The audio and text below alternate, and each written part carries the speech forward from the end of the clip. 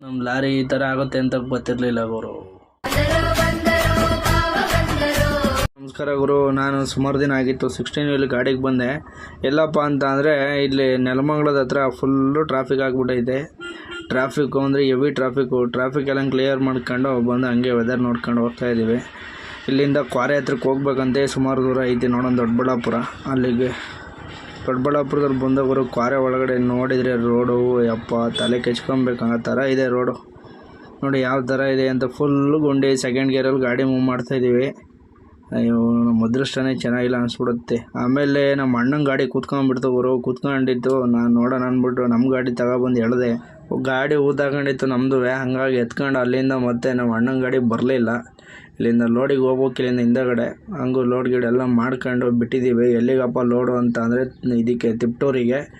ಏನು ಫುಲ್ಲು ಗಾಡಿ ಇದು. ಅಲ್ಲಿಂದ ಬಂದು ತುಮಕೂರು ಹೆವಿ ಟ್ರಾಫಿಕ್ ಗುರು. ಅಲ್ಲಿಂದ ಬಿಟ್ಟರೆ ತಿಪ್ಟೂರು ರೋಡ್ ನೋಡಿದರೆ ಅಧ್ವಾನೆದ್ದು ಐತೆ. ಹಂಗೆ ಹಿಂಗೂ ಅನ್ಲೋಡ್ ಪಾಯಿಂಟಿಗೆ ಬಂದಿದ್ದೀವಿ. ಗಾಡಿ ಖಾಲಿ ಆಗ್ತಾಯಿದ್ದಾವೆ. ನೆಕ್ಸ್ಟ್ ವೀಡಿಯೋದಲ್ಲಿ ಸಿಗುತ್ತೆ. ಪಾರ್ಟ್ ವೀಡಿಯೋದಲ್ಲಿ ಏನಾಯಿತು ಅಂತ ಹೇಳ್ತೀನಿ. ಓಕೆ ಫ್ರೆಂಡ್ಸ್, ಬರೋಣ ಬಾಯ್. ನೆಕ್ಸ್ಟ್ ವೀಡಿಯೋದಲ್ಲಿ ಸಿಗ್ತೀನಿ.